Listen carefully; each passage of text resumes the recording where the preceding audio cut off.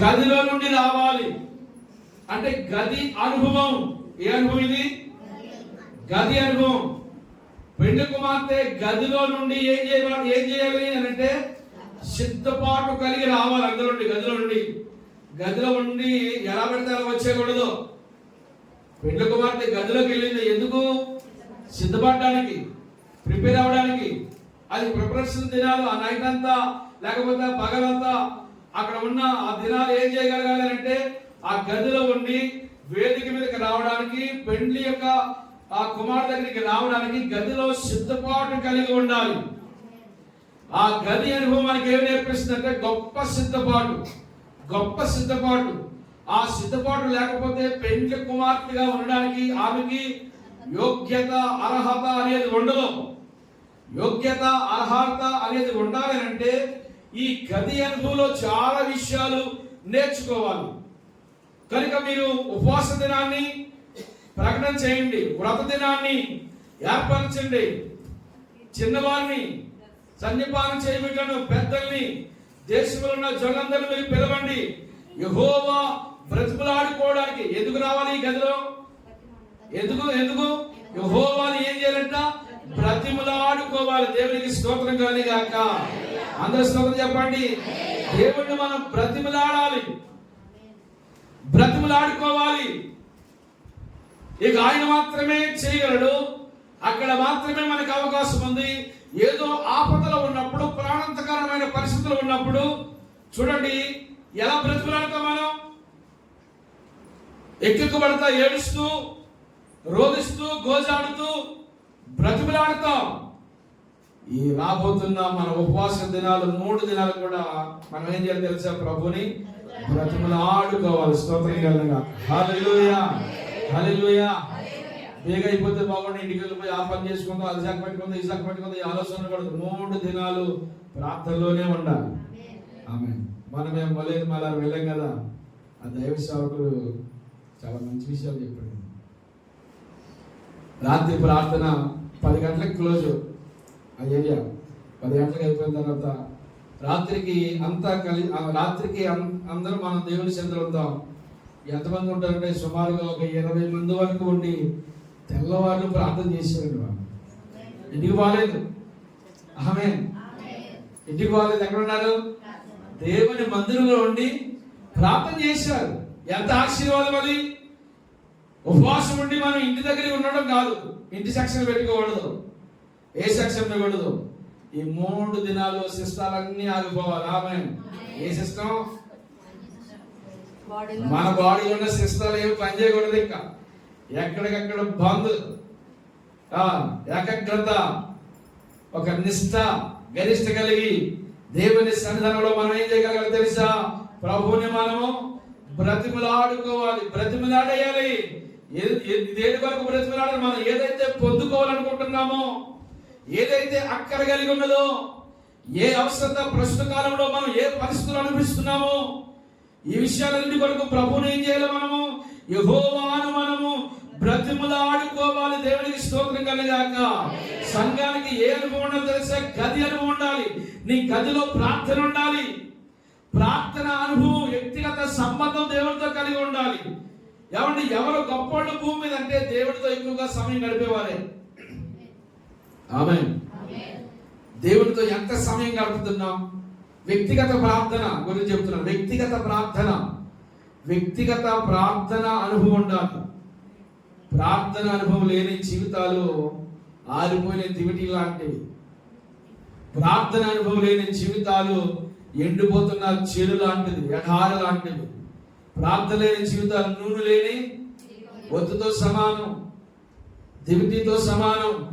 ప్రార్థన లేని జీవితాలు ప్రాణం లేని జీవితో సమానం. ప్రాణము లేని జీవులు ఉన్నాయి. ప్రార్థన లేని జీవితాలకు ఏమండదు?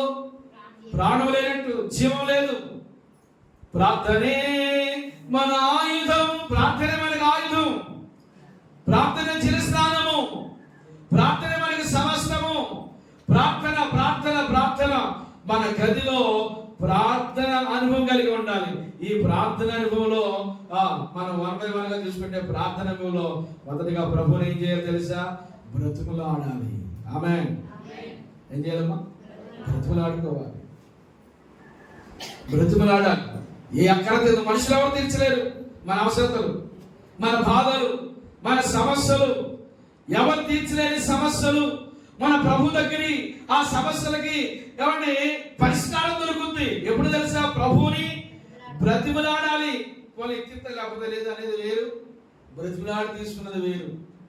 బ్రతిమలాడాలి. Please daddy, please daddy, please daddy అంటే ఏమవుతుంది? ప్రాణం చెప్పు.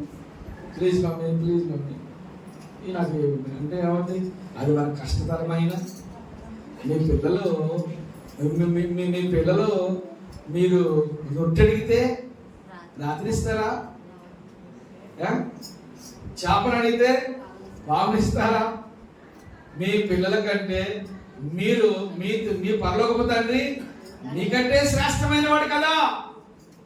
మీరు ఆలోచించిన దానికంటే రెట్టింపు మన దేవుడు ఏం చేస్తాడంటే మన గురించి ఆలోచిస్తాడు. మత్తయి సువార్తలో చూడండి 6వ అధ్యాయం 6వ వచనం.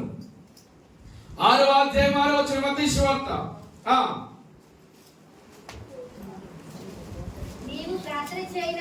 నీవు ప్రార్థన చేయనప్పుడు గదిలోనికి వెళ్ళి తలుపు వేసుకుని రహస్యమందు నీ తండ్రికి ప్రార్థన చేయము.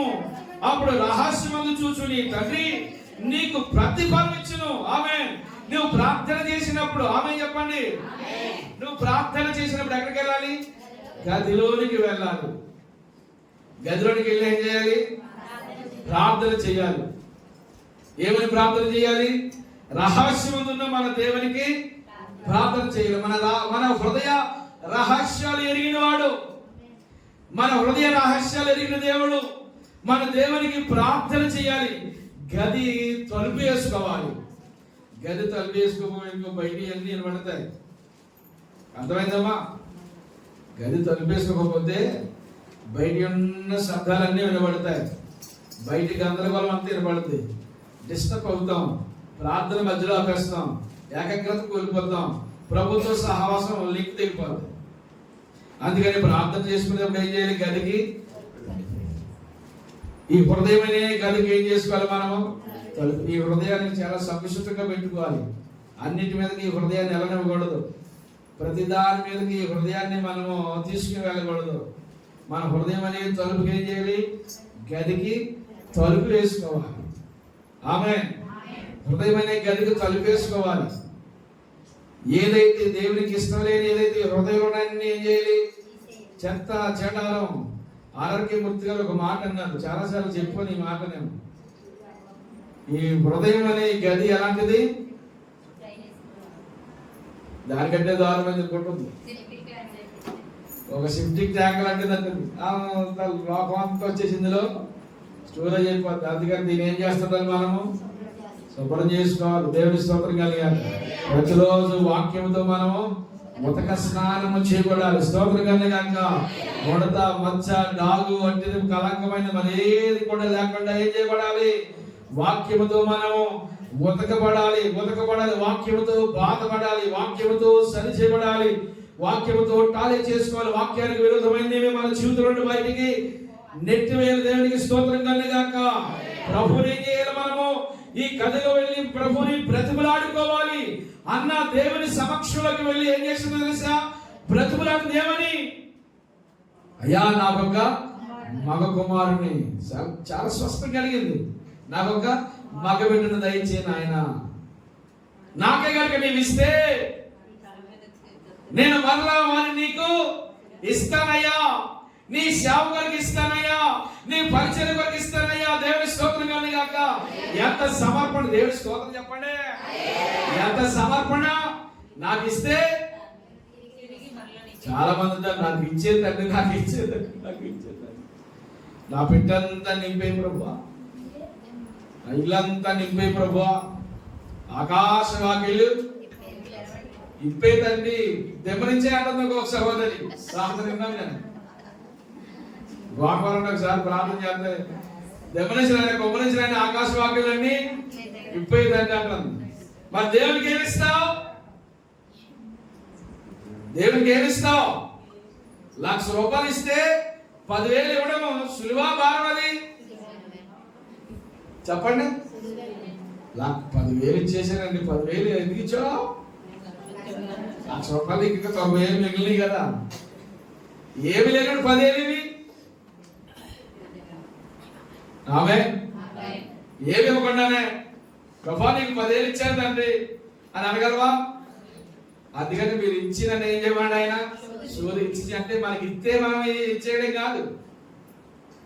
ఇచ్చిన అన్న ఏం చేసింది? ఇచ్చిన అన్న పొందుకున్న తర్వాత ఎవడు తన సర్వస్వంగా కుమారుడు కదా లేక లేక లేక లేక లేక లేక పుడితే ఆ కుమారుడు మీద ప్రేమ మమకారం అనురాగాలు ఎలాగుంటాయి?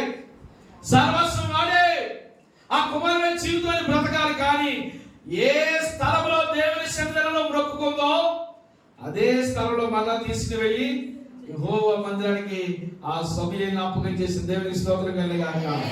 కనుక మీ బిడ్డలను సేవకి ఇవ్వండి. ఆమేన్. మీ సంతతిని సేవకి ఇవ్వండి. సేవకు సమర్పణ చేయండి. సేవలో ఉపయోగపడేలా చేయండి. అనేకులకు మనం ఏం చేయాలంటే ఏమండి దేవుని స్వార్థ పంచే వార్తగా సాధనగా మనం మార్చబడాలి. పాస్టర్ గారు ఒకటే సేవ చేయాలని ఎక్కడ లేదు, అందరూ సేవ చేయాలి. ఆమేన్ ఆమేన్ చెప్పండి. అందరూ మనం ఏం చేయాలి? సేవ చేయాలి. ఎక్కడెక్కడ ప్రాంతాలు అనుకూలంగా ఉన్నాయో ఏ ప్రదేశంలో సువార్త అవసరమో వెళ్ళాలి, మనము చేపట్టాలి. సేవ చేయడం అంటే పక్కనెట్టడం కాదు. సేవ అంటే లేని ప్రాంతాలకు వెళ్ళి ఏం చేయాలి మనము? ఈ రోజున సేవ అంటే ఎంత లోకమైపోయిందో. సేవలో అరిగిపోవాలి, కరిగిపోవాలి, ఇరిగిపోవాలి, నలిగిపోవాలి. ఆహార వస్త్రాలు ఎన్ని లేవి, వసతులు విడాలి, సుఖాలు ఇవ్వాలి, సౌఖ్యాలు విడాలి, ఎవరి తన టాలెంట్స్ విడవాలి, అన్ని విడిచిపెట్టి దేవుని యొక్క జీరో అయిపోవాలి మనం. స్తోత్రం కలుగాక. హల్లెలూయా. దేవుని దగ్గర ఏమైపోవాలి మనము? Zero zero zero. అప్పుడు పక్కన ఆయన నిలబడతాడు. సిరివేల ఆనందలకు పాట పాడాడు. 5 సున్నాలు ఉన్నా దాని విలువ సున్నేనన్నా. చెప్పండి. 5 సున్నాలు ఎన్ని? 5 సున్నాలు. ఒక సున్నాలన్నీ పెట్టుకుని పెడితే ఎన్ని సున్నాలు ఎట్టినాయి? 5 సున్నాలు ఉన్నా దాని విలువ సున్నేనన్నా. యేసు ఒక్కడుంటే చాలు దాని విలువ లక్షగా మారు. నీవు ఒక్కడుంటేనే చాలు. ఆ ఒకటి ఈ 5 సున్నాల తర్వాత ముందు 5 సున్నాలు పెడేసి తర్వాత ఒక సున్నా పెడి తర్వాత ఒకటి పెడితే ఏమవుతుంది? 10,000 అవుద్దా? మరి మాట్లాడితే ₹1,00,000 వద్దా నీకు? దేవుని స్తోత్రం కలిగాక. ఎన్నున్నా అన్ని సున్నా ఏసీ లేకుండా దేవుని దగ్గరికి మనం రావాలి. దేవుని దగ్గర మనం ఒదగాలి. ఎవరి దేవుడు ఎలా నడిపిస్తే అలా మనము నడవాలి. ఏ ప్రాంతానికి వెళితే ఆ ప్రాంతాన్ని వెళ్ళాలి మనము. నేను చూపించే దేశానికి వెళ్ళు అన్నాడు అబ్రహాముని. మన వారు చెప్పాను కదా, అబ్రహాము ఎంత మేర నడుస్తావో అబ్రహమా, నువ్వు నడిచేది పంట ఎంత మేర ఓపుకోండి. నడిచినంత నేల నడిచేశాడు. ఎంత నేల నడిచాడో అంత నేల స్వాచ్ఛిగా అబ్రహాంకి ఏమిచ్చేసాడు. గట్టిగా చెప్పడం హల్లెలూయా. అని చెప్పమ్మా. నీవు నిలబడు. మొదట దేవుని కొరకు నిలబడు. నీ ఒక్కడు నిలబడు. మనం ఒక్కడు నిలబడు. నిలబడితే దేవుడు అద్భుతమైన కార్యాలు మన జీవితంలో చేస్తాడండి. దేవుడు ఎవరిని విడిచిపెట్టడు. దేవుడు ఎవరి రుణాన్ని ఉంచుకోడంట. ఆమె చెప్పండి గట్టిగా, ఉత్సాహంగా చెప్పండి. దేవుడు ఎవరి రుణాన్ని ఉంచుకోడు. నీవు ఇచ్చావా? వారు ఒంటరైన వాడు వేల కొలది జనాన్ని దేవుడు చేస్తాడు. స్తోత్రం కలిగాక. హల్లెలూయా. అందుకని మీ బిడ్డల్ని ఎవరికి ఇవ్వండి? మీ బిడ్డలు సేవకి అమ్మా. God bless you. జరగకు. అయ్యో నా బిడ్డ సేవకుడి అన్నద్దు. పర్లేదు. దేవుని సేవకి ఇస్తే దేవుడు ఏం చేస్తాడు తెలుసా? ప్రపంచ దేశాలు తిప్పుతాడు. ఆమేన్. దేవుని కొరకు వాడబడిన పాత్రగా దేవుడు నిలబెడతాడు. బహు జనములకు ఆస్తి కర్తలుగా దేవుడు చేస్తాడు. దేవునికి స్తోత్రం కలుగాక. భూదిగంతాలు చెప్పండి. భూదిగంతాలు చెప్పండి. భూదిగంతాలు దేవుడు నీకు సొత్తుగా ఇస్తాడంట. భూదిగంతాలు దేవుడు నీకు సొత్తుగా ఇస్తాడు. దేవుడి కొరకు మనం నిలబడగలగాలి. మన గదిలో ఏం చేయగలం? మనము మన గదిలో ప్రార్థన అనుభవం కలిగి మనం ఉండాలి. ఈ ప్రార్థన అనుభవంలో ఏముండాలి తెలుసా? ప్రభువుని మనము బ్రతిమలాడుకోవాలి. అన్న ఏం చేసింది? బ్రతిమలాడింది. మొత్తానికి కుమారుణ్ణి పొందుకున్న తర్వాత మీరు మర్చిపోలేదండి. ఏదైతే పొందుకుందో ఆ పొందుకున్నది మళ్ళా దేవునికి. ఇశ్రాయేలు దేశంలో న్యాయాధిపతుల కాలంలో ఇక సమూయేలు కంటే గొప్పడు మరొకడు లేడు. దావీదు వచ్చే వరకు కూడా సమూయేలు కంటే గొప్పోడు మరొకడు లేడు. అంతటి ఉన్నతమైన మహాశక్తిగా, వృక్షంగా దేవుడు సమూయేలు నిలబెట్టాడు. దేవునికి ఇచ్చింది, పొందుకున్నది దేవునికి ఇచ్చింది. ఇచ్చిన తర్వాత దేవుడు దాన్ని ప్రపంచంలో ఒక ఆశీర్వాదకరమైన రీతిలో దేవుడు మలిచాడు. కనుక అన్న ఏం చేసింది? ప్రభువుని. అలాగే యాకోబు కూడా బ్రతిమలాడా. రేవు దగ్గర యాకోబు బ్రతిమలాడాడు. నన్ను దీవిస్తేనే కానీ, నన్ను ఆశ్రయిస్తే కానీ, నిత్యముగా నేను నిన్ను విడిచిపెట్టను, పోనేమని బ్రతిమలాడుతున్నాడు యాకోబు గారు. కానీ ఈయనేం చేశాడు? పోనవట్లేదంట. హల్లెలూయా, హల్లెలూయా, హల్లెలూయా చెప్పండి అమ్మా. అల్లగారి పోతున్నారు గడ్డ కింద చెయ్యి నీకు. హల్లెలూయా చెప్పండి. లోపల తీసేయండి చేతులు. నిటారుగా కూర్చోండి, చక్కని బొగ్గుపొగ్గు కూర్చోకండి. అందరూ శ్రద్ధ చెప్పండి, గట్టిగా చెప్పండి. హల్లెలూయా. యాకోబు ఏం చేశాడు? రేవు దగ్గర బ్రతిమలాడాడు.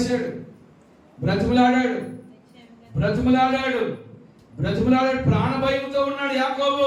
అమ్మా, ఏ భయంతో ఉన్నాడు యాకోబు? ప్రాణ భయం. ఏంటి ప్రాణ భయము? అన్న 400 మంది వేసుకుని, సైన్యం వేసుకుని వస్తున్నాడనే వార్త యాకోబుకు తెలిసింది. యాకోబు దిక్కు తోసని వాడై మందలన్నీ ముందు పంపి యాకోబు అక్కడ రేవుదు ఏమండి దాటి మళ్ళా వెనక్కి వెళ్ళిపోయి అక్కడ ఏం చేస్తున్నాడు తెలుసా? ఆ రాత్రంతా ప్రభుని బ్రతుకులాడుకుంటున్నాడు. అయ్యా నన్ను దీవించయ్యా, నా మీద నా శాపం తొలగించు. ఇదిగో నాయన బహు ఉగ్రుడై అగ్ని పర్వతాల రగిలిపోయి ఎప్పుడు దొరుకుతాడా, ఎప్పుడు వేసేస్తామా అని యాకోబు గురించి ఆరాట పడిపోతున్నాడు. అన్న అగ్ని పర్వతాల రగిలిపోతున్నాడు. రాత్రంతా యాకోబు ప్రార్థన చేశాడు. అగ్ని పర్వతాల రగిలిపోయిన ఏశావును ప్రేమాగ్నిగా మార్చి యాకోబు దగ్గర తీసుకొచ్చాడు. దేవుని స్తోత్రం కలిగాక గట్టిగా చప్పట్లో. అగ్ని పర్వతలాగా ఉగ్రుడై రగిలిపోయిన ఏశావు ఏమైపోయాడు? ఏమండి అగ్ని పర్వతం లేదు ఇంకా. యాకోబు దగ్గరికి వచ్చి యాకోబు మెడ మీద పడి యాకోబును ముద్దు పెట్టుకుని యాకోబు క్షేమస్థితిని అడిగి వీళ్ళందరూ ఎవరో అని అడుగుతున్నాడు. ఈ పిల్లలందరూ ఎవరంటే యాకోబు అంటున్నాడు, వీళ్ళందరూ నీ దోషుడై నాకు అనుగ్రహించిన సంతానం అని అన్నతో చెప్పుకుంటే అన్న సంతానం చూసి మురిసిపోతున్నాడు. ఆమేన్. ఎలా ఉన్నాడు ముందు యాకోబు? ఏశావు దొరికితే ఏటికి నరికేద్దాం, వేటికి వేసేద్దాం. ఎంత పగతో రగిలిపోయాడండి యాకోబు యొక్క ప్రార్థన. ఆ పగతో రగిలిపోయిన ఏశావును మార్చగలిగిన శక్తి ఆ ప్రార్థన కొంత. దేవుని స్తోత్రం కనేగాక. ప్రార్థనలో గొప్ప విషయాలు ఉన్నాయి. ఏమంటే మనం యుద్ధాలు చేయని అవసరం లేదు, పోరాటాలు అవసరం లేదు. ఏమంటే ఏ విధమైన ప్లాన్స్ మనం ఏం కలదు. ఓన్లీ దేవుని పాదాల దగ్గర ఒదుకుపోయి ప్రార్థన చేస్తే చాలు. మన ప్రార్థన అనేక మంది హృదయాన్ని కదిలించేస్తుంది. దేవునితో ఉన్న ఆ సంబంధం అలాంటిది. నీకు అవసరం ఉంది వ్యక్తిగతంగా ప్రార్థన అనుభవం ఉండాలి. అర్థమైందా? వ్యక్తిగతంగా ఎదేపు నీకు ఆ బిజీ కాదు, ఎదేపు అదే ఆ పని ఆ బిజీ. ఇందులో ఎక్కడ ఖాళీ ఉందా, ఇంకెక్కడ ఖాళీ ఉందా, ఎప్పుడు ఖాళీ ఉంటుందా? సత్యంగా ఖాళీ ఉంటుందా?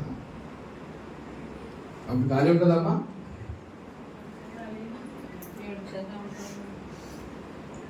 ఖాళీ లేదు. ఖాళీ మళ్ళీ ఇంత పురుగులాగా ఉండేది మనిషి. ఏమైపోయింది ఇప్పుడు? మాట్లాడితే చాలు. ఏమంటారు? దేవుడితో గడపడానికి తెల్లవాళ్ళు ప్రార్థన చేసే అనుభవం సంఘానికి ఉండాలండి. ఏ సంఘం అయితే అలా ప్రార్థన చేస్తారో ఆ సంఘం క్షేమస్థితి చాలా బాగుంటుంది. ఏ కుటుంబం అయితే, ఏ వ్యక్తి అయితే అలాంటి వ్యక్తిగత సహవాసం కలిగి ఉంటారో వారి జీవితాలు చాలా బాగుంటాయి. సంపూర్ణ రాత్రి ప్రార్థన కొరకు పిలుపునిస్తూ ఉంటుంటే అసలు ఎవ్వరూ రావకపోవడం అనేది చాలా బాధాకరమైనది. అంటే వ్యక్తిగతంగా ఎలాగొండి ఎంత దిగజారిపోయిన జీవితంగా ఉన్నావో చూడండి. సంపూర్ణ రాత్రి ప్రార్థన అలవాటు ఉన్నవాళ్ళు చేయొద్దండి.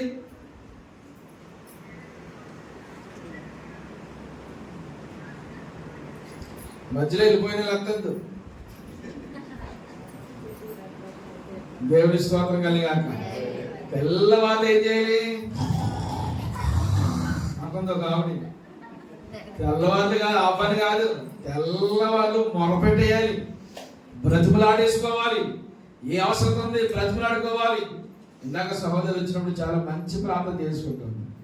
ప్రభువుని బ్రతిమలాడుతుందని నాకు అర్థమైంది. ఎవరితో చెప్పనవసరం. నీ కష్టం, నీ బాధ, నీ బ్రతుకులతో ఏవైతే విషయాలు మనము అనుభవిస్తున్నాం ఎవరితో చెప్పనవసరం లేదు. నా పరిస్థితులు ఎలా ఉన్నాయని చెప్పాను. రేపు పొద్దున్న మనం చెబుతారు అందరం. ఇంటి అవసరాలు ఎవరికి చెప్పొద్దు దయచేసి. భర్త భార్యలు కూడా అసలు చెప్పదు దయచేసి. ఎవరికి చెప్పకండి. మా పిల్లలు ఎలా ఉంటారని ఎవరికి చెప్పొద్దు. అసలు మా పిల్లలు నా మాట్లాడని అసలు ఎవరికి చెప్పొద్దు. ఏం చేయాలి? ప్రార్థన. ఆమేన్, ఆమేన్. మా కుటుంబంలో ఎలా ఉంటుందని ఎవరికి చెప్పొద్దు. ఎవరికి చెప్పినా రేపొద్దు నీకు నష్టమే. నా సహోదరి, నా సహోదరుని మన దగ్గరగా, కొంతమంది హృదయానికి దగ్గరగా ఉన్న వాళ్ళని చెప్పుకొని కొన్ని వాళ్ళు ఓపెన్ అయిపోతుంటుంటారు. కానీ రాబోతున్న దినాల్లో చాలా ప్రమాదకరం అవుతాయి. ఏం చేయాలి మరి? ప్రార్థన చేయాలి. ఏ విషయాలైతే అనుభవిస్తున్నామో ఈ గది అనుభవంలో గొప్ప ఆశీర్వాదాలు దేవునికి మహిమ కలుగును గాక. అందరూ దేవుని స్తుతి చెబుదాం, అందరూ స్తుతి చెబుదాం. పగతో రగిలిపోయిన దేశంతో రగిలిపోయిన ఏశావు ప్రేమ వ్యక్తిగా మారిపోయి మంచు పర్వతాల చల్లని మబ్బులా మారిపోయి యాకోబు మీద ఒదిగిపోయి యాకోబు మెడ మీద పడి యాకోబును ముద్దు పెట్టుకుని యాకోబును ప్రేమగా మాట్లాడి ఈ పిల్లలు ఎవరని అడిగితే వీళ్ళు నా పిల్లలు నీ దాసుడైన నాకు ఇచ్చిన సంతానము అని చెప్తే ఆ పిల్లల దగ్గర తీసుకుని ఎంత ప్రేమగా పోసేస్తున్నాడో. ప్రార్థన ఏం చేసింది? యాశావుని నువ్వు మార్చలేవు అమ్మా. నువ్వు పెట్టి మంచి పేరు తెచ్చుకుందామని మనం చాలా ప్లాన్ చేస్తాం కానీ అన్ని విఫలమైపోతాయి తెలుసా. ఎంత పెట్టుబడి పెట్టినా, ఎన్ని మంచి పనులు చేసినా, ఎంత రీతిలో నువ్వు చేసినా అవన్నీ విఫలమైపోతాయి. మన ప్లాన్ ఏమీ పనిచేయవు. మరి ఏ ప్లాన్ ఫలిస్తాయి? నీ కష్టం వచ్చిందా? బలిపీఠం దగ్గరికి రా, లేక ప్రార్థన గదిలోకి వెళ్ళు, ప్రార్థన చేయి. దేవుడు ప్రతి పరిస్థితిని అనుకూలపరిచి నీకు సహాయం చేయగలడు. ఒకవేళ బలహీనత, కుటుంబ సమస్యల, ఆర్థిక ఇబ్బందుల, ఏ పరిస్థితులు మన మీద దాడి చేయొచ్చు, వ్యతిరేకత పరిస్థితులు మన మీద ఉన్నా ప్రతి దానికి దేవుని దగ్గర ఏముందో తెలుసా? జవాబు. దేవునికి మహిమ కలుగును గాక. ప్రార్థన, యేసుని సందర్శన, పరమ తండ్రితో సంభాషణ. ప్రార్థన, సందర్శన, పరమ తండ్రితో. తండ్రి అని పిలువగా తనయుడాని తావల్కెను, ఆదుకొనెను అన్ని వేళలా, కన్నీరంతయు తుడిచిని. ఆయన మనల్ని ఆదుకుని మన కన్నీటిని, దుఃఖాన్ని, కష్టాన్ని ప్రతిదీ తీసివేసే దేవుడు మనకున్నాడు. దావీదు కుమారుడా, దావీదు కుమారుడా, దావీదు కుమారుడా, దావీదు కుమారుడా, నజరేయుడైన యేసు, నజరేయుడైన యేసు, నన్ను కరుణించు, నన్ను కరుణించు, నన్ను కరుణించు అని ఏం చేస్తున్నాడు తెలుసా? కేకలేస్తున్నాడు. ఏ కష్టంలో ఉన్నావు సహోదరి, వినాలి వినాలి వినాలి వినాలి. ఏ బాధలో ఉన్నావు, ఏ ప్రాబ్లమ్స్ ఉన్నావు, ఆ కరుణగల దేవుడు మన దేవుడైన యెహోవా ఎలాంటి వాడు అన్నాడు? ఏమేలి గారు? కరుణా వాత్సల్యం కలిగిన దేవుడు, శాంతమూర్తి, అత్యంత కృపగలవాడు, ఆయన కరుణిస్తాడమ్మా. నీ గదిలో ఉండవలసింది ఏంటో తెలుసా? ప్రార్థన. ప్రభు సన్నిధానంలో బ్రతిమలాడుకోవాలి. బ్రతిమలాడి ప్రభుని ఎడతెగని అనుభూతులకు మనం నడిపించబడాలి. దేవుని స్తోత్రం కలుగాక. ఆ గదిలో ఏం చేస్తున్నారు 120 మంది? ఎలా ప్రార్థన? ఎడతెగక. ఆమేన్. ఎలా ప్రార్థన? చెప్పండి, గట్టిగా చెప్పండి. చాలా విలువైన మాటలు ఇవి, చాలా విలువైన మాటలు. రహస్యానికి, ఎవరి ఆశీర్వాద రహస్యానికి విలువైన మాటలు ఇవి. ఆ గదిలో ఏం చేస్తున్నారో తెలుసా? ఎడతెగని ప్రార్థన. కొన్ని గదుల్లో ఎడతెగకుండా జగడాలు ఉంటాయి, కొన్ని గదుల్లో ఎడతెగకుండా కక్షలు ఉంటాయి, కొన్ని గదుల్లో ఎడతెగని కోపాలు ఉంటాయి. కోపాల గది తెలుసా మీకు? కోపాల గది అమ్మగారిని అడిగాడట, రే అమ్మగారు ఏదంటే ఆ కోపాల గదిలో ఏమి కోపాల గదిలోకి ఎందుకు వెళ్ళింది? ఇప్పుడు కోపాల గదిలోకి ఎందుకు వెళ్ళింది? అహా భార్య యజ్బేల్ అమ్మగారు ఎక్కడికి వెళ్ళిపోయింది? కోపాల గదిలోకి వెళ్ళిపోయిందంట. కోపాల గదిలోకి ఎందుకు వెళ్ళింది? భార్య లేదు, భార్య గది వెళ్తా. ఈయన అహబ్ గారు కోపాల గదిలో ఉన్నాడు. అమ్మగారు అడిగాడు, ఏది యజమాని రాజుగారు అంటే అది ఆ గదిలో ఉన్నాడు. ఆ గదిలో చూస్తే కోపాల గది. ఇప్పుడు ఎందుకు వెళ్ళాడు కోపాల గదిలోకి? ఏమైంది? నాబోతు అని ఒక మంచివాడు, నీతిపరుడు, యథార్థపరుడు, తండ్రికి లోబడేవాడు, ధర్మశాస్త్రానికి లోబడే వ్యక్తి, ఎవరి పెద్దలను గౌరవించేవాడు, తనకున్న దాంతో తృప్తిగా జీవించేవాడు, నమ్మకంగా బ్రతికే వ్యక్తి నాబోతు అనే ఒక వ్యక్తి తోట ఇవ్వలేదంట. ఏం చేయలేదు? ఇవ్వలేదని చెప్పి ఏమొచ్చేసింది అతనికి? మూతు ముడుచుకున్నవాడై. అమ్మా ఏంటి? కొంతమంది మూతు చూడు బిగిసిపో, కోపం వచ్చినప్పుడు ఆ మూతాన్ని చూడకపోతే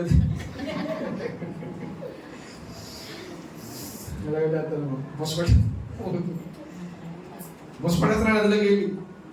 ఏ బాబా అహాబు గారు అంటే ఈ పక్కన ఆ పక్క దిగి, ఆ పక్కన ఈ పక్క దిగి, ఏమైందిరా నీకు అలా మూతి ముడుచుకున్నారా బాబు అంటే, ఇదిగో నేను నాబోతునే ఏం చేయండి అది ద్రాక్షతో అడిగాను. ద్రాక్షతో అడిగితే ఆడు ఎవరన్నాడు? రాజుని కూడా కొనలేదు, ఎవరని చెప్పించారు పక్క మీద. అది ఏడుతున్నాడు, పిల్ల దగ్గర ఏడు పక్క మీద ఏడుతున్నాడు. ఏం చేయాలగా? ఆవిడేమంటుంది? ఎలాగా ఏడు పక్క వేసుకుని ఏడుతావు, పైకి లేవు. నువ్వు రాజు ఎవరికి ఉన్నావు? నువ్వు రాజు ఎంత అదాప్తిగా ఉండాలి? ఏడు పక్క వేసుకొని పైగా లేగి అను నేను అనగానే లేచి తినేసాడండి. అనగానే కథ చెప్తుంది కదా, అనగానే లేచి తినేసాడు.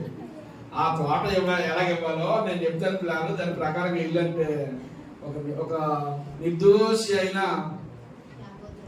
నాబోతులు ఏం చేశాడు తెలిసి అతను చంపు చేశాడు. అంత దుర్మార్గమైన వ్యక్తి.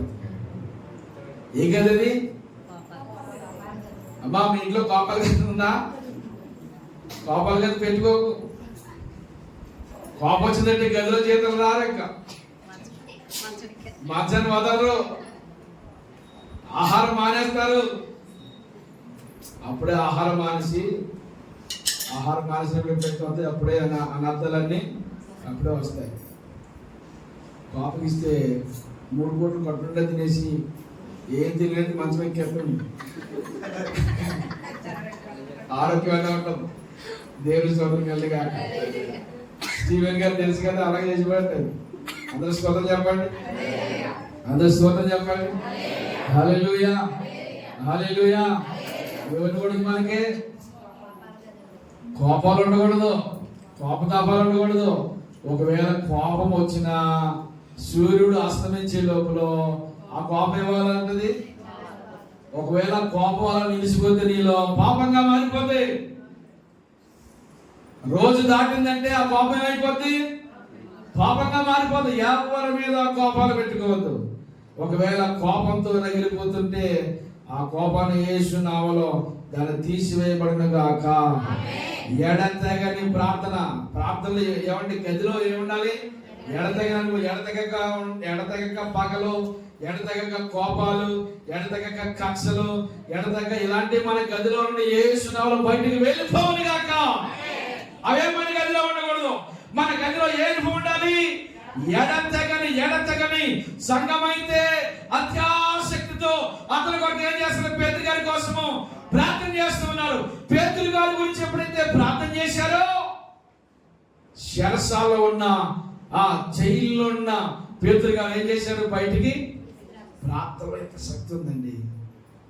మరుసటి రోజు ఏం చేస్తారు తెలుసా? మహాసభకు తీసి పేతురు గారిని ఆ ముందే యాకోబుని చిరఛేదన చేశారు. అదే రీతిలో పేతురు గారిని కూడా చిరఛేదన చేస్తారు. కానీ మరి ఈయన సంఘం ఏం చేశారు? అతని కొరకు గదిలో ఉండి అత్యాసక్తితో ప్రార్థన చేస్తే ఆ ప్రార్థన పేతురు గారిని బయటికి తీసుకొచ్చింది. నీ ప్రార్థన నీ కుటుంబ సమస్యలన్నీ నెట్టి వేస్తుంది. స్తోత్రం కలిగిన హల్లెలూయా. అది ఒకటా రెండా ఇదే అదే చెప్పలేదు. ఏ అవసరం ఉన్నాయి, ఏ మానసిక ఒత్తిడి కావచ్చు, ఏ ప్రాబ్లమైనా కావచ్చు, మన గదిలో ఎక్కువగా ప్రార్థన ఉండాలి. చెప్పండి, గట్టిగా చెప్పండి, గట్టిగా చెప్పండి. సమయం దొరికిందా? ఏంటి సమయం దొరికిందా? వ్యక్తిగతంగా ఎంత సంబంధం అయితే దేవునితో కలిగి ఉంటామో అంత ఆశీర్వాదం దేవుడు మనకి ఇస్తారు. అందరూ మోకరించండి, అందరూ మోకరించండి. ఇంకా చాలా విషయాలు ఉన్నాయి చెప్పడానికి, మనకి సమయం లేదు కనుక దాన్ని ముగించుకోగలుగుతున్నాం. అందరూ ప్రార్థన చేద్దాం, అందరూ ప్రార్థన చేద్దాం. మోకరించండి, మోకరించండి, మోకరించండి. నీ గదిలో ఉండవలసింది ప్రార్థన. నీ గదిలో ఉండవలసింది ప్రార్థన. నీ వస్త్రాలు కాదు చింపుకోవలసింది, హృదయాన్ని చింపుకోండి. నీళ్ళు మోకాళ్ళు. అమ్మా మోకాళ్ళు లేనివాటి పులోబలు ఇబ్బంది పడిపోతారు. ఎందుకో మరి అలాగా నీళ్ళు మోకాళ్ళయ్యే. నీ వస్త్రాలు కాదు చింపుకోవలసింది, హృదయాన్ని దేవునికి హృదయం కావాలి. ఆయనకి హృదయం అడుగుతున్నాడు ఆయన. నీ హృదయాన్ని దేవునికి ఇస్తే దాని అద్భుతకరమైన ఆశీర్వాదకరమైన రీతిలో ప్రభువు చేస్తాడు. దేవునికి మహిమ కలుగును గాక. అందరూ ప్రార్థనకి విద్దాం. ఈ ప్రార్థన మన ఆత్మీయ జీవితాలు